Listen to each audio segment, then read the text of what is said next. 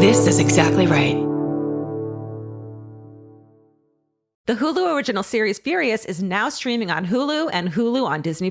Starring Emmy Rossum as Alice Black, Furious follows a rookie FBI agent on the hunt for Catherine, played by Lola Pettigrew, a mysterious and calculating female serial killer. While Alice upholds justice, Catherine kills for it, terrorizing the rich and powerful men of New York in her pursuit of vengeance. With secrets that change everything, Alice discovers there's a thin line between hunter and prey. Watch the Hulu original series Furious. Now streaming on Hulu and Hulu on Disney Plus for bundle subscribers. Terms apply. Goodbye. I'm Nancy Glass, host of the Burden of Guilt Season 3 podcast. This is a story about a horrendous situation that destroyed 2 families. It's a scorched earth war that shows just how far someone will go to get what they want. Cindy said I had to choose between the truth and my family, and I had to choose the truth.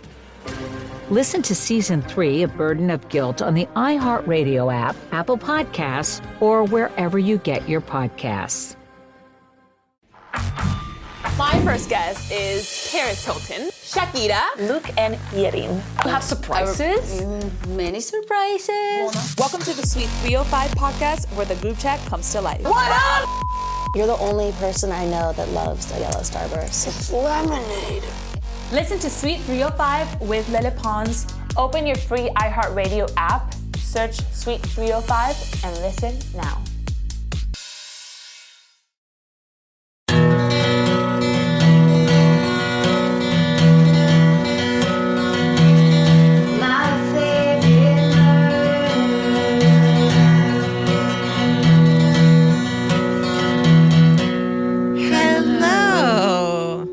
And welcome To My Favorite Murder, the Minisode.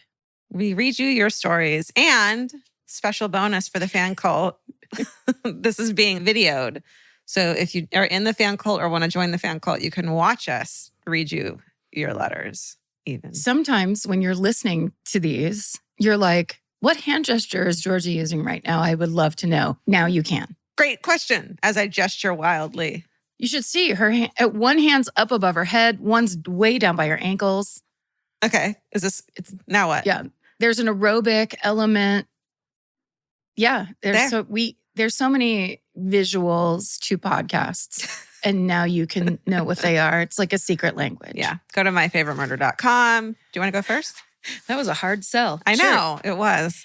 I'm going to kick this one off in a very satisfying way because it's a celebrity story, which I think we asked for at some point. Definitely. It just gets right into it. Quite a while back, you asked for celebrity encounters, and here's my best one.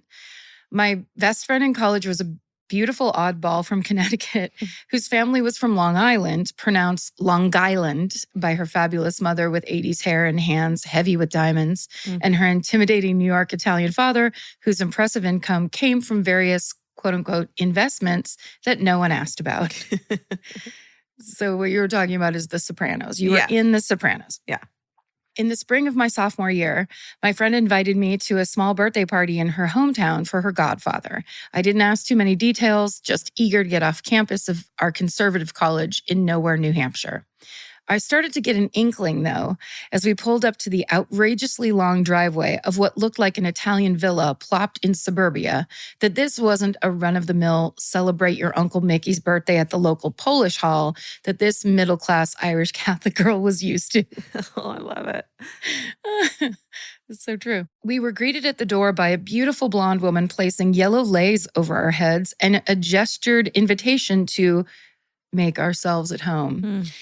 The selection at the bar was so expensive, though, I assumed it was for display purposes and didn't take anything until I saw others help themselves. Wow. As I questioned my clothing choices and attempted to look like I belonged, I saw a creature stumble past the door to the backyard. He was very small, wearing a raggedy bandana and powder blue Ugg boots, and clicking a lighter over and over, attempting to light a joint. My brain glitched for a moment until the words came out. Was that Keith Richards? Oh my God, I would never have guessed. Oh yeah, my godfather is his bodyguard. This is his house. My friend replied, casual. That's in all caps. My brain played catch up for a moment, and I realized that the beautiful blonde woman at the door was Patty Hansen. Holy shit. Of course, I immediately texted my mother, Mom, I'm at Keith Richards' house for a birthday barbecue. She writes back, is that someone you go to school with?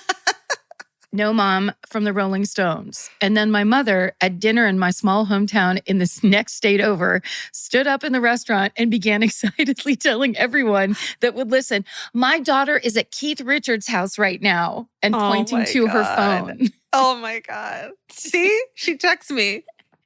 See everybody at Applebee's? I tried the rest of the night to appear unfazed, as if I always drank Johnny Walker Blue from Fancy Tumblers. Johnny Walker Blue. The fanciest. Shit. And not shots directly from handles of Seagram 7. However, after dinner, I found a spot around the campfire to roast a marshmallow, and a minute later realized Keith Richards had plopped down right next to me. He began tossing pine cones into the fire that burst into colorful flames upon contact. After watching him for a few minutes, the extremely clever and cool thing my brain mustered up was, are those normal pine cones? You did it. Are those normal pine cones? And he then turned his head slowly, considered me with a rather withering look, and replied, yes, darling, but I'm not doing a British accent correctly at all. Yes, darling, but when they touch my hands, they become magical. And he wiggled his fingers a la Jack Sparrow. To that, I laughed nervously and elected not to speak again that night or ever in my life.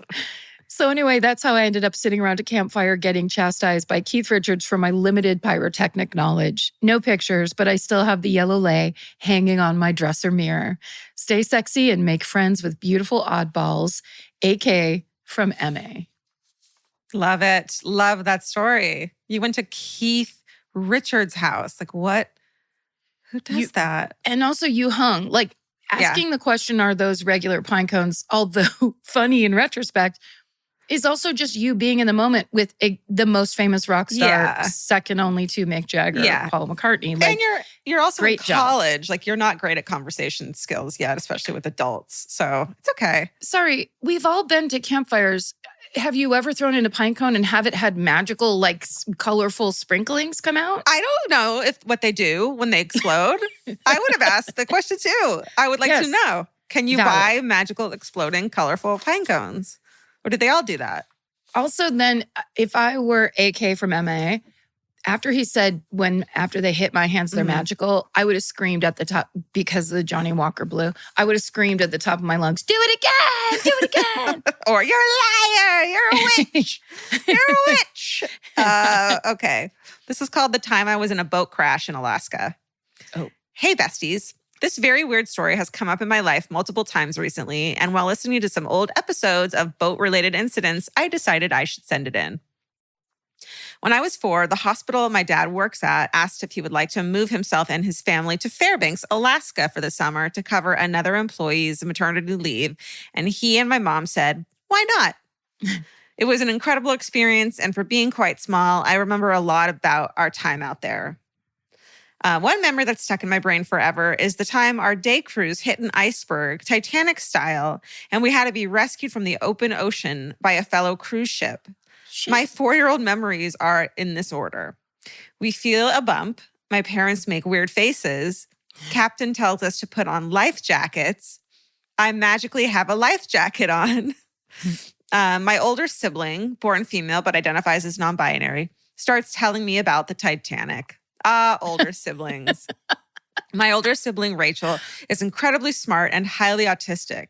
At the time, they were 7, and of course, they knew all about the Titanic. They told me all about how it hit an iceberg and proceeded to sink, which led me to believe we were going to die. I was quite shy and reserved, and as any good younger sibling does, I simply kept these thoughts and emotions to myself as my sibling continued Titanicking. Obviously, we didn't die, and I don't remember a lot of what happened in between learning about the Titanic, my impending death, and us being rescued. But another cruise ship sailed on over to come get us. Since cruise ships are big, they can't get them super close together, right? Well, you know what makes a really good bridge? A plank of wood. They got the ships as close as they could and placed a nice homemade bridge for us to walk across the open ocean onto a boat that hadn't hit an iceberg. The memory of being literally 4 and looking down into absolutely black, freezing cold ocean water is pretty terrifying. I wonder if that's why I'm scared of the ocean. Shrug emoji. The nice boat attendants helped me across because we could only go one person at a time. It's like walking the fucking plank, but you're 4. How do you let a 4-year-old walk that plank I don't- as a parent? Like, how Go is that ahead. like, well, we have to. Go ahead, honey. How about piggybacks? Yeah. I honestly just remember the really scary water and lots of hands reaching for me. Needless to say, I don't feel the need to go on another cruise of any kind. Thank you for your podcast. You've been in my ears constantly as I go through my weird post-college, being 23 life transition. Thanks for helping me through some other big life things such as hip surgery, sinus surgery, and being alive in general. Stay sexy and don't go on cruises, Emma. God. Yeah. What are the odds of basically reenacting the Titanic in freezing cold Alaskan waters? No, don't want to know. Don't want to try to find out. Also, why wouldn't they have something better than a plank? Like, yeah, like a little tugboat. There should be like a little lifeboat. yeah, or like something with sides. Mhm. Like if you're trying to get people off the sinking thing and keep them out of the water, it Mhm. almost is like a final challenge as Yeah. opposed to help of any kind. Yeah. Anyway, I'll Hopefully- call them myself. hopefully in I'll the call last- them direct. 20 years, they figured something better out, but or they just don't crash anymore. I don't know. Yeah, true. Maybe they've really gotten their sonar down. I'm Nancy Glass, host of the Burden of Guilt Season 3 podcast. This is a story about a horrendous situation that destroyed 2 families. It started more than 7 years ago when Cindy and Kenny were 2 40-somethings who had just gotten engaged. Days later, they walked into a scorched earth war they never saw coming. Turn around and place your hands behind your back. The cops came into my house and threw me in jail. And to Cindy's surprise, her fiancé Kenny was charged with abusing one of her children. I never once doubted Kenny, and I always doubted the accusation. On Season 3 of Burden of Guilt, you'll hear a story about the lengths someone will go to in order to get what they want. This case has got to be one of the most despicable. Listen to Season 3 of Burden of Guilt on the iHeartRadio app, Apple Podcasts, or wherever you get your podcasts. On Boxing Day 2018, Joy Morgan was last seen at her secretive church. 6 weeks later, she's reported missing. I'm Charlie Brinkhurst-Cuff, and after years of investigating Joy's case, I need to know, what really happened to Joy? This is The Missing Sister, the true story of a woman betrayed by those she trusted most. Listen to The Missing Sister on the iHeartRadio app, Apple Podcasts, or wherever you get your podcasts. There was no anything inside those eyes. They turned black. It scared the hell out of me. People, wake up! I'm the one that saw the murder take place by Krivak and DePippo.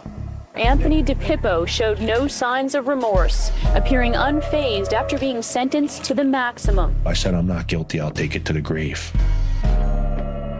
Listen to The Devil's Quarry in the Bone Valley feed on the iHeartRadio app, Apple Podcasts, or wherever you get your podcasts.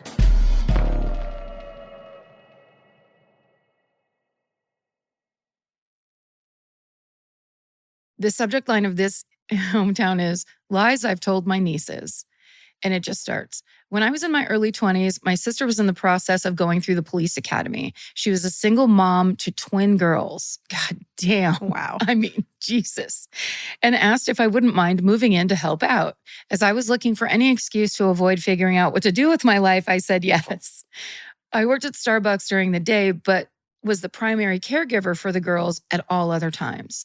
My sister's training was very intensive and went long hours. So cut to me, the youngest sister, whose main kid experience was being a YMCA camp counselor, who now has to make sure that 2 4-year-olds eat their goddamn peas and don't murder each other. Wow. Mm-hmm. Grocery shopping and bedtime were always daunting tasks that frequently ended with 1 or 3 of us curled up on the floor sobbing that we just want to go home.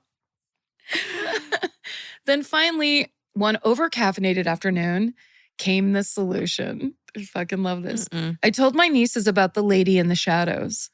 She lives in the back part of the grocery store that you see employees come in and out of. She has spiders coming out of her hair and she has snakes for fingers.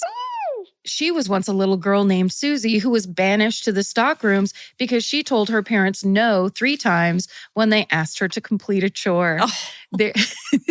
There she lurked, waiting for kids to run off from their parents so she could snatch them away and torment them.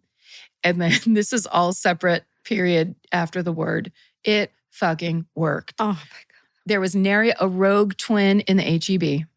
Anyway, the next thing is parentheses. It says the best grocery chain ever. From then on out, the library had a similar monster once named Timmy who refused to do his sight words. They also believed that Kesha sneezed glitter until they were 12 years old. That's a great one. I love it. They are turning 16 this year and are firmly in the teenage phase, but they still bring up the stories I told when we were in the grocery store. Aw. It's such an amazing coping mechanism Yes. where you're just like, whatever works. yes. They taught me so much about what it means to love, be selfless, and just pull shit out of my ass to fix a problem. My sister has since left the police department. She had many years of upstanding service. After one too many times of being demeaned, condescended, and harassed, she said, fuck it, this is bullshit. She's the most badass woman I know and could still beat me up even though I'm 4 inches taller. Thank y'all for everything you do. And there's no name. Aw. Aunties. Yay for aunties telling lies. I truly love it so much. This is called, Are We Still Talking About Filipino Moms? Yes. Hey, best friends, buckle up because I have a lot to share. As soon as I was able to cut my own nails, my mom, Angelina, warned me excessively not to cut them after dark. I would ask my mom why, and she never gave me an answer, only saying, it's not good, don't do it. Okay, well, being the good little girl I was, always listening to my mother, I did what I was told. Legit, I never cut my nails at night. But one day I Googled that shit, why can't I cut my nails at night? And Google told me, quote, Filipino superstition, parents will die or become sick. Oh. No wonder she didn't want me cutting my nails after dark, looking out for her damn self. But there are definitely times when she's looking out for me. For example, every birthday I must eat noodles. She prefers it if I eat pancit, which is a traditional Filipino noodle dish. The reason I must eat noodles on the exact day I was born, nudes symbolize long life. The longer the noodles, the bigger the wish for long life. So at least she wants me to have a nice long life. Another superstition, one is not allowed to gift shoes to another. So whenever I asked for moon boots or Doc Martens for my birthday/Christmas, she'd get them for me, but I had to pay her a penny or something for each shoe. Apparently, Filipinos believe the gift of shoes represents the person who receives it will either walk away from you or walk over you. And to counteract that, the receiver has to pay for the shoes, so they weren't a, quote, gift. She got my partner Crocs for Christmas, and I totally forgot about this one, so I didn't warn him. He was scrambling to find some coins to give her. It was kind of comical. Speaking of money, my mom always throws coins out the car window when we pass a funeral procession, and now, out of habit, I do it too. She told me that it's a Filipino superstition to provide the dead with toll money for the afterlife. Because of course there's a toll to pay. You might be dead, but capitalism never dies. My mom is super Catholic, yet so superstitious, but if you think about it, it makes sense. One must suspend disbelief to have faith in Catholicism, God, Jesus Christ, the whole kit and caboodle, and the same is true to believe these superstitions. I just always found it funny that my strict Catholic mom told me she used to read tarot cards when she was younger, but scolded me for having a Ouija board. In retrospect, she was right to hide my Ouija board from me. Stay sexy and listen to your Filipino mother, Jen. I thought it would be cool if we had other people send in their family superstitions. Sure. Send us your culture, family superstitions. We want to hear them. I'm Nancy Glass, host of the Burden of Guilt Season 3 podcast. This is a story about a horrendous situation that destroyed 2 families. It started more than 7 years ago when Cindy and Kenny were 2 40-somethings who had just gotten engaged. Days later, they walked into a scorched earth war they never saw coming. Turn around and place your hands behind your back. The cops came into my house and threw me in jail. And to Cindy's surprise, her fiancé Kenny was charged with abusing one of her children. I never once doubted Kenny, and I always doubted the accusation. On Season 3 of Burden of Guilt, you'll hear a story about the lengths someone will go to in order to get what they want. This case has got to be one of the most despicable. Listen to Season 3 of Burden of Guilt on the iHeartRadio app, Apple Podcasts, or wherever you get your podcasts.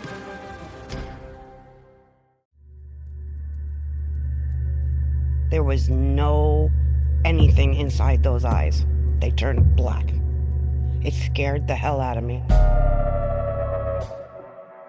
People, wake up! I'm the one that saw the murder take place by Krivak and DePippo. Anthony DePippo showed no signs of remorse, appearing unfazed after being sentenced to the maximum. I said, I'm not guilty. I'll take it to the grave. Listen to The Devil's Quarry in the Bone Valley feed on the iHeart Radio app, Apple Podcasts, or wherever you get your podcasts.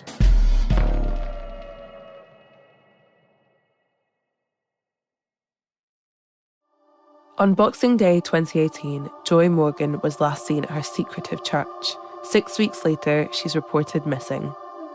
I'm Charlie Brinkhurst-Cuff, and after years of investigating Joy's case, I need to know what really happened to Joy. This is The Missing Sister, the true story of a woman betrayed by those she trusted most.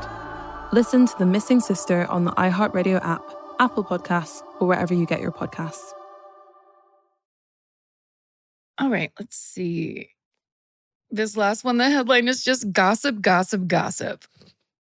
And then it starts, bitch, which makes me think my friend Dave wrote this because that's literally when I answer the phone and he goes to me, bitch.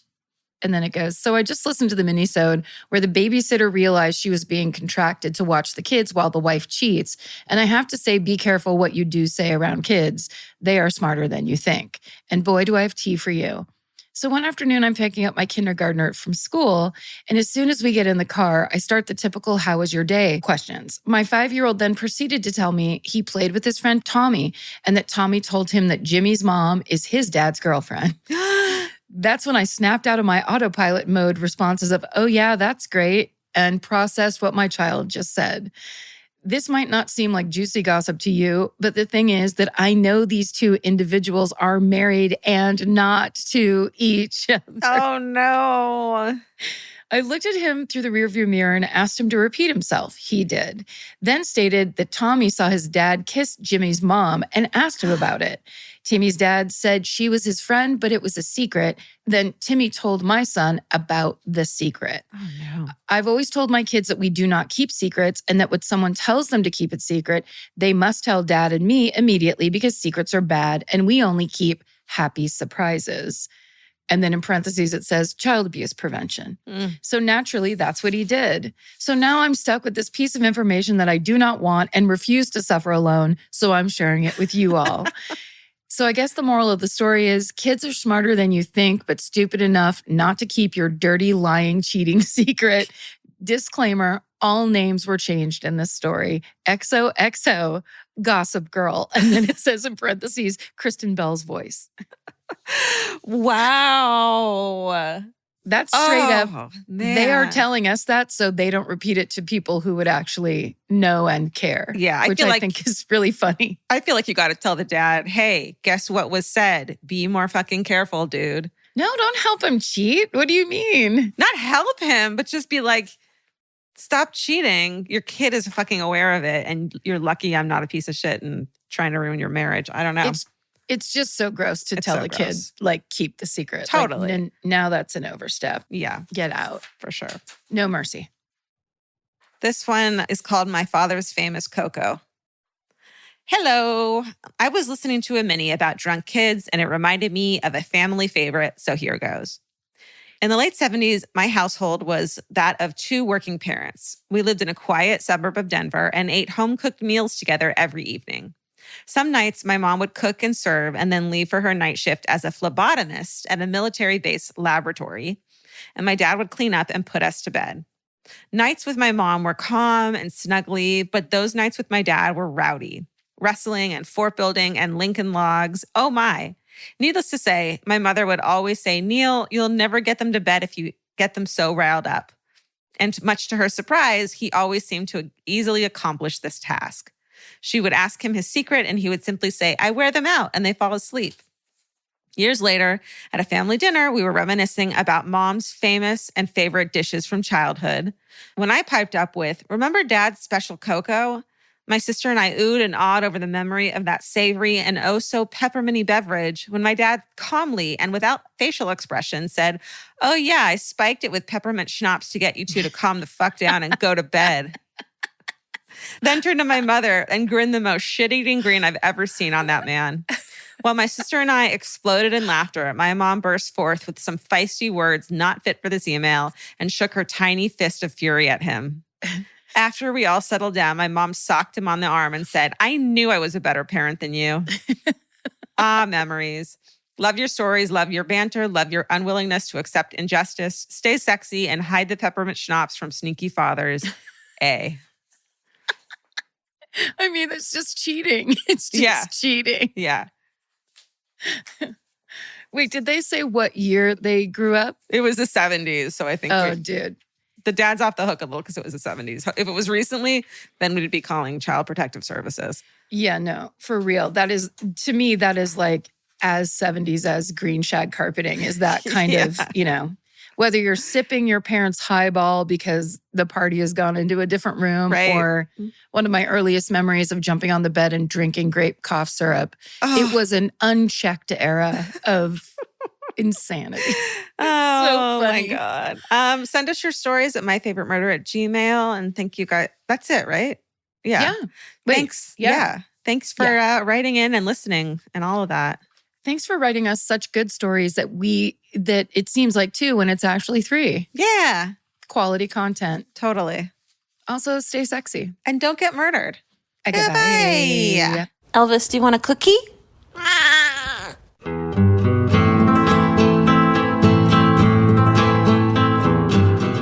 This has been an Exactly Right production. Our senior producer is Hannah Kyle Crichton. Our producer is Alejandra Keck. This episode was engineered and mixed by Stephen Ray Morris. Our researchers are Maren McClashin and Gemma Harris. Email your hometowns and fucking hoorays to myfavoriteMurder@gmail.com. Follow the show on Instagram and Facebook at myfavoriteMurder and Twitter at myfavemurder. Goodbye.